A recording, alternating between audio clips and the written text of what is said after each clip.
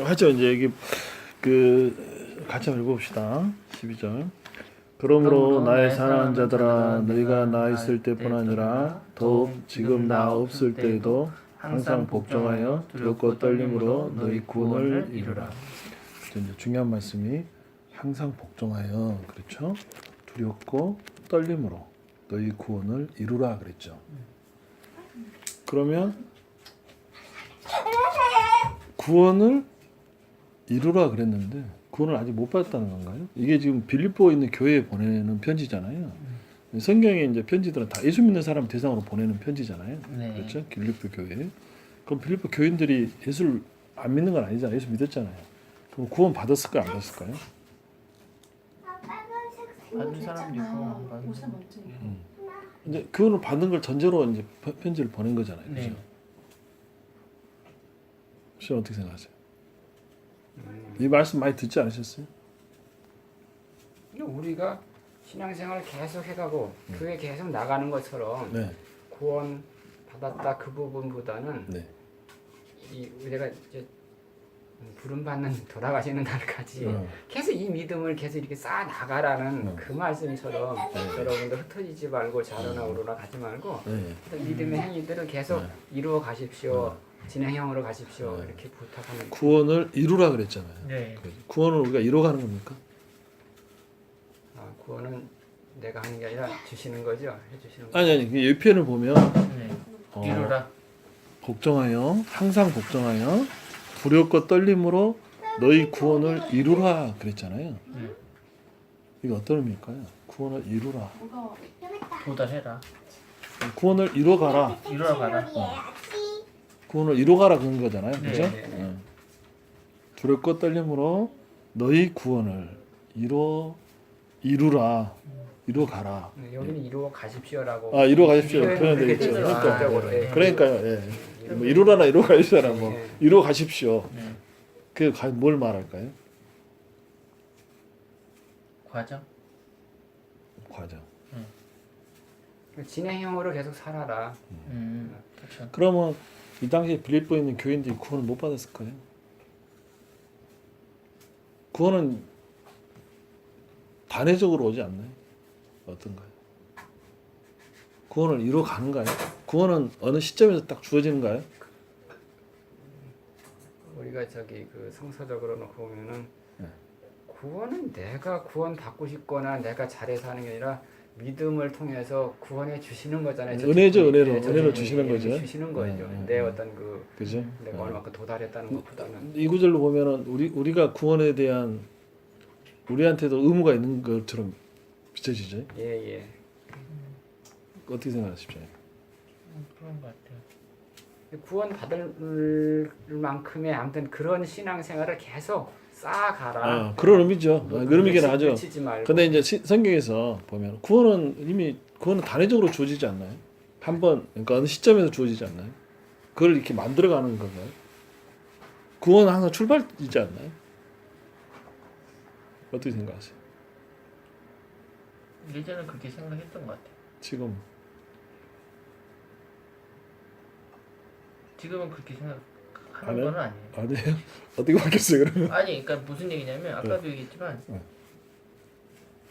교회 나온다고 다 예를 들어서 여기 뭐 고린도 교회, 빌립보 교회 뭐 하여튼 다 이분들한테 지금 사도 바울이 얘기하고 있잖아요. 그럼 이 사람들이 다 구원 받았느냐 질문했는데 사실 저는 아까 대답이 구원을 받았을 수도 있고 안 받았을 수도 있고 그렇죠. 우리 교회 다니는 사람들이 다 구원 받았느냐? 그럼 그렇지도 않을 수도 있고 그런 사람도 있고 그렇다는 얘기 저는 사실 생각하거든요. 네. 그러니까 예수님 이름을 알아. 그 사람들이 다 예수님을 구원을 받았어. 이건 아니다 라고 저는 생각하거든요. 아까 말씀드렸던 신앙생활이 어렵다라는 거의 전제 조건이 그런 거라고. 그럼 두 번째로, 그러면 구원이 그러면 내가 어떤 행위를 통해서 내가 이렇게 두려 떨림으로 어떤 예수 그리스도를 하나님을 섬김으로 복종하는 게 말씀의 복종이잖아요. 말씀의 복종 하나님께 두려 떨림으로 경외함으로 섬김으로 구원을 이루어가라 그 말이잖아요, 그렇죠? 그럼 구원을 내가 이루어갈 수 있나요?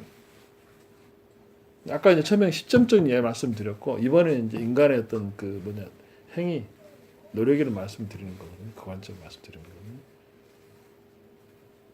어떻게 생각하세요? 그러니까 예수 그리스도를 우리가 믿고 예수 그리스도를 닮아가는 과정, 우리 삶에서 닮아가는 과정이 구원에 이르는 길이 아닐까 그렇죠. 생각을 하거든요.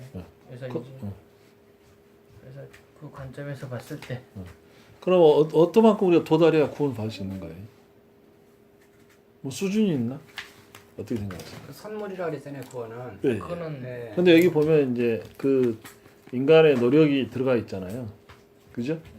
구원을 이루라 그랬으니까. 근데 여기서는 제가 보는 때는 네. 신앙생활을 계속 해 나가십시오. 게으르지도 말고 옆길로 새지도 말고 아무튼 최대한 그 온전한 모습을 취하면서 계속 믿음을 그렇죠, 그렇죠. 그런 의미로 이야기를 한 네, 건데, 네. 예, 이제 그걸 이제 세부적으로 한번 이야기해 보는 거예요. 구원을 과연 우리가 이루어갈 수 있냐? 그걸 질문 한번 드려보는 거예요. 이제 초신자 와서 물어봤다 칩시다. 이렇게 와가지고 구원을 이게 말씀 들은 구원을 그러면 은혜가 아니고 우리가 이루어갈 수 있는 겁니까? 이렇게 물어봤다고 하면 뭐라고 답변해 주시겠어요? 이루어갔다는 과정을 우리가 할 수는 있겠지만 도달했는지 안 했는지는 우리는 모른다는 거예요. 그러니까 그렇게 가는다. 네. 가는 거다. 네. 그렇죠. 실은 이제 이 말씀이 실은 중요해. 두 가지 포인트 이야기 아까 했는데 구원은 세 가지 시제가 있어요. 여러분께 설명을 한번 드린 적도 있는 것 같은데 구원은 과거, 현재, 미래형이 3시제가 있어요. 우리가 항상 생각하는 과거형만 구원 생각하시거든요. 그렇지 않아요. 사도바울은 세 가지 시제로 설명을 하는데 이미 받은 구원, 그죠? 우리 이제 중생하면 받잖아요, 그죠? 하나님 선물로 받잖아요. 근데 우리는 내가 구원 받은지 알아요, 몰라요? 알아요, 몰라요? 몰라요. 알죠. 알아요. 알죠. 아는데 기본적으로 알죠. 알죠. 구원의 확신이 있잖아요. 그래, 있죠. 왜냐하면 그래서 말하는 게 예정론 이야기했잖아요. 너희가 창세주님이 너 이거 구원 받으니 너무 구원에서 걱정할 필요 없다고 이제 사도바울 이야기하잖아요. 그죠? 그렇지만 내 삶을 돌아봤을 때 우리는 너무 미약하잖아요. 그죠? 그리고 우리는 그 구원의 현재를 살고 있잖아요. 그죠? 그리고 나서 우리 이제 죽고 나중에 예수께서 재림하시잖아요. 그럼 미래의 구원의 극치가 오잖아요. 미래에 대한 구원이란 말이에요. 예수께서 재림하시는 그 구원. 현재의 구원은 현재를 내가 살아가는 내가 삶에서의 구원. 그러니까 이거의 뭔 말이냐면 구원파들은 이전에 구원 받을 때 지금 마음대로 살아도 돼 이 생각하잖아요. 근데 그런다 하더라고요. 그렇죠. 네, 그죠? 그런다고 하더라고요. 사도바울이 그걸 이야기하는 거예요. 너희들이 이미 구원을 받았다. 그렇지만 방종할 게 없다. 너희들이 스스로 확신하지만 그 확신이 누구로부터 왔냐? 하나님으로부터 온 거 아니냐? 그러면 하나님으로부터 온 구원을 너희들이 하나님의 자녀답게 살아내야 된다. 그래서 정말 구원받은 자는 두렵고 떨림으로 그 구원을 이루어가야 된다는 이야기하는 거예요. 그러니까 하나님을 믿는 자는 하나님의 자녀로서 열매를 맺어줘야 되는 거예요. 그 결과가 있어야 되는 거예요. 그죠? 예수 믿는데 예수 믿는 결과가 없으면 예수 믿는 게 아니잖아요. 그건 혼자의 착각일 뿐이잖아요. 그죠? 성령을 받은 자는 하나님의 자녀가 되었고 하나님의 자녀가 된 자는 예수 그리스도를 닮게 돼 있잖아요. 예수 그리스도 닮은 자는 예수 그리스도 닮은 품성이 나오게 돼 있는 거예요. 그럼 어떻게 해야 되겠어요? 예수 그리스도 닮는 자의 품성을 통해 열매를 맺을 수 있도록 내가 정말 하나님의 말씀을 보면 복종하고 정말 두렵고 떨림으로 하나님을 생각하고 말씀 속에서 내 구원이 정말 그러한가 정말 말씀대로 내 살아가는 그런 모습도 있어야 한다 이거죠. 방종하면 안 된다 이거. 두 가지 포인트가 있는 거예요. 구원은 이미 받았고 감사함으로 받았고 지금 우리는 구원을 이루어 가야 되는 사명 속에 살아야 되고 미래의 소망 가운데 지금 고통과 고난 잃어가는 고통과 고난이 있지만 미래에 완성될 고난 아니 구원 예수 그리스도 통한 구원 그걸 생각한다 이거죠. 그걸 이야기하는 거예요. 결론은 이제 뭐냐면 너희가 이미 구원을 받았지만 방종하지 마라. 정말 예수 그리스도의 구원에 참여한 자처럼 살아라. 그 말을 하고 있는 거예요.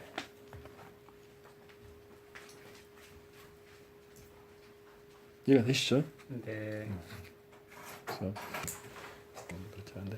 일단 제일 중요한 건 구원은 우리 집사님 오셨기 때문에 다시 한번 리바이벌하면 세 번 하네요, 그죠? 죄송해요. 그래 안 잊어먹어요, 집사님. 그래요. 예. 오늘은 뭐냐면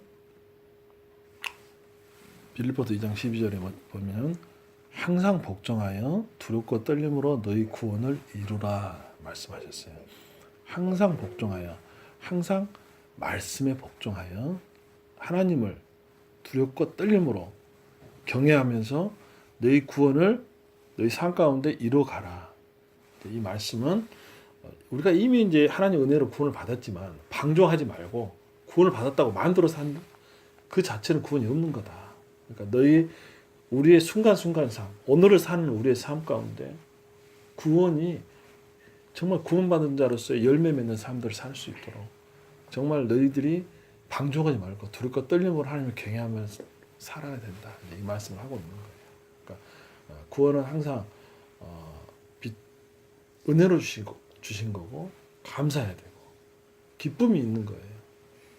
절대 거기에 이제 우리가 항상 염두에 둘 거 뭐냐면 구원을 당연시 여기면 안 된다는 거예요. 그게 제일 문제거든요. 한국교회 가장 문제가 뭐냐면 구원파적인 생각들을 해요. 한번 받은 구원은 어때요? 우리가 한번 예수 믿으면 한번 성령이 임하시면 우리가 떠나요, 안 떠나요? 떠나시기도 해요. 안 떠나죠? 안 떠나요? 자기 행위가 자기 믿음의 행실이 네. 주님을 안 따라가고 네. 자기 중심적으로 마음대로 이렇게 해치고 가면은 네. 내 속에 성령님이 안 계신 것 같아요. 네. 그렇죠. 네. 근데 계시죠. 네. 떠나지는 않아요. 그러니까 이제 우리 구약에 보면 성령이 떠났다고 하고 다윗도 성령을 떠나지 마시라고 하거든요. 이건 떠나요. 그러니까 뭐냐면 성령의 임재가 두 가지 있다고 말씀드렸어요, 옛날에. 뭐냐면 한 가지는 이제 구원사적인 임재가 있고, 두 번째는 뭐냐면 성령께서 특별하게 이 계시를 성경을 이제 기록하고 역사를 이루가시기 위해서 뭐라 해야 되나? 능력적 임재가 있어요. 그러니까 우리 잘 아는 사울 왕 있잖아요. 사울 왕에게 성령이 임했어요. 그래서 네. 선지자로서 방언을 막 하고 막 예언을 하고 하잖아요. 근데 나중에 또 떠났어요, 안 떠났어요? 떠났어요. 그건 사역적 임재라고 해요. 사역적 임재. 그러니까 어떤 그 성령께서는 어떤 그 특별하게 사역을 위해서 임재하셨다가 떠나세요. 그건 그 사역적 임재일 뿐인 거예요. 그 자체가 구원을 담보하지 않아요. 근데 우리에게는 뭐냐면 구원적 임재인 거예요. 이건 떠나질 않아요. 그러니까 다만 우리가 이제 죄를 지었을 때는 성령께서 인격적인 분이시다 보니까 우리를 강제하거나 그러지는 않거든요. 그러니까 잠잠하시죠. 그러니까 안 계신 것처럼. 그렇지만 또 이제 우리가 회개하고 하면 촉발시켜서 우리가 이제 교제하시고 다시 우리를 또 이렇게 마음을 끌어내시기도 하고 이제 그런 역할을 하시는 성령께서는 절대 나지. 그러니까 한번 구원받으면 구원이 우리가 벗어나지는 않죠. 다만 어느 시점까지는 이제 유기라 그래요. 버려둬요. 그냥 가만히 냅두는 게 하시는데 우리가 항상 이제 그러지 않도록 성령을 근심하게 하는 게 이제 그런 거예요. 죄를 지면은 성령께서 이렇게 이제 죄와 절대 불되시는 분이기 때문에 잠잠하시는 거죠. 그러니까 성령에 대해서 우리가 좀 민감할 필요가 있어요. 성령님에 대해서. 그러니까 한 가지만 이제 팁을 더 드리자면 그 성령께서 이렇게 이제 하시는 말씀에 대해서 그게 이제 성령께 나에게 말씀을 해주실 때가 있지 않겠어요? 그렇죠. 그죠? 느껴보신 적 있어요? 성령님이 말씀을 말씀하신 해주시는 거죠. 들어보신 적 있으세요? 들어보신 적은 없겠죠, 당연히 없으니까 말로는 안 하시니까. 말도 하시던데요. 뭐 할 수도 있어요. 근데 뭐 제가 근데 그게 귀로 들리는 게 아니라 마음으로 들는 것 같아요. 그렇죠. 그러니까 그래요. 그거의 각성이에요, 각성. 그러니까 말씀을 통해서 강하게 각성을 시키세요. 예? 귀로 듣는 거 말고요. 마음으로. 뭐 귀로 들을 수도 있어요. 나 그걸 뭐라 하진 않아요. 근데 거의 그런 건 없으니까 일반적으로는 내 마음이 정말 찔림이 오고 각성이 와요. 말씀을 통해서 각성이 오면 이게 이제 말씀에 비추어서 이게 성령께 내게 하신 말씀이구나라고 말씀에 비추어 맞잖아요. 감동이 강하게 와요. 그런 거는 무시하지 마시고 성령을 무시한다는 거 성경에 보면은 그 성령을 어떻게 뭐 한다 그러죠? 무시한다 그랬나? 아니, 뭐라 했는데 그 잊어버렸네. 뭐 하잖아요, 그죠? 그거 하면 안 되는 거예요. 무시하거나. 그게 무시하는 거거든요. 그러니까 선생님이 내게 말씀해 주시는 건데 내가 그거를 그냥 넘어가 버리면 그냥 끝나요, 그걸로. 그러니까 내게 설교를 듣다든가 내가 이렇게 같이 권면을 받았다든가 말씀을 있는 중에서 강하게 감동이 오면 그 말씀을 따라 행하시고 그 생각을 고쳐먹고 이렇게 하실 필요가. 그게 성령이 하시는 말씀이에요. 아셨어요? 네. 그러니까